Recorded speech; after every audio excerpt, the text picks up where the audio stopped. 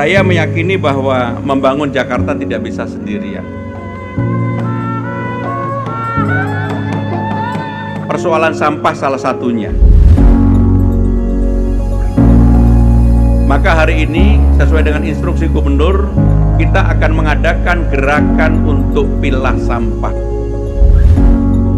Kita lakukan dengan sungguh-sungguh dan serius menjadi gerakan baru bagi Jakarta untuk memilah sampah ini, dan harapan saya adalah mudah-mudahan persoalan sampah di Jakarta yang dari waktu ke waktu tidak pernah terselesaikan akan terselesaikan.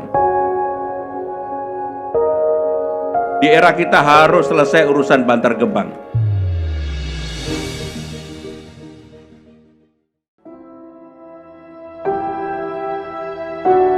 Kita pikir buang sampah itu selesai di depan rumah. Ternyata belum. Sampah dari rumah kita faktanya masih bercampur. Ketika masuk ke tempat pengolahan, sampah menjadi jauh lebih sulit untuk dipilah. Proses pengolahannya menjadi lebih lama, lebih kompleks, dan membutuhkan biaya yang lebih besar. Sementara itu, Jakarta menghasilkan lebih dari 9.000 ton sampah setiap hari. Sebagian besar masih berakhir di Bantar Gebang. Saat ini, lebih dari 7.500 ton sampah dikirim ke Bantar Gebang setiap hari. Kapasitasnya telah terlampaui. Sampah terus bertambah tanpa henti. Dan ketika tidak terkendali, risikonya menjadi nyata. Longsor pernah terjadi dan menelan korban jiwa. Sudah saatnya sistem ini berubah. Bantar Gebang ke depan hanya akan menerima residu, bukan lagi sampah yang tercampur. Dari 9.000 ton sampah yang dihasilkan setiap hari, sekitar 50% merupakan sampah organik, 40% anorganik, 9% residu, dan 1% B3. Dengan sumber terbesar berasal dari rumah tangga.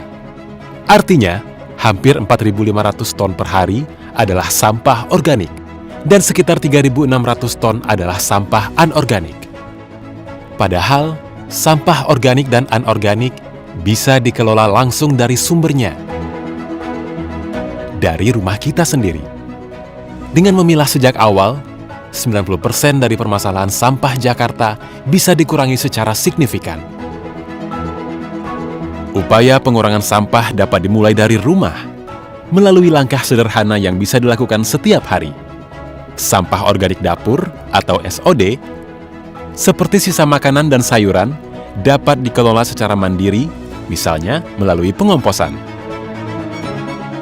Selain itu, sampah juga dapat dipisahkan dan ditempatkan ke dalam wadah khusus untuk kemudian disetorkan ke drop point.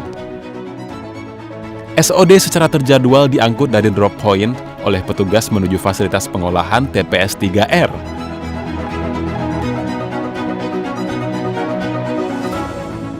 Di fasilitas tersebut, SOD dikelola menjadi produk yang bermanfaat.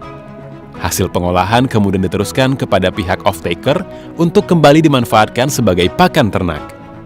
Dengan demikian, pengelolaan sampah bukan sekadar membuang, melainkan mengubah alur menjadi lebih berkelanjutan dan bernilai.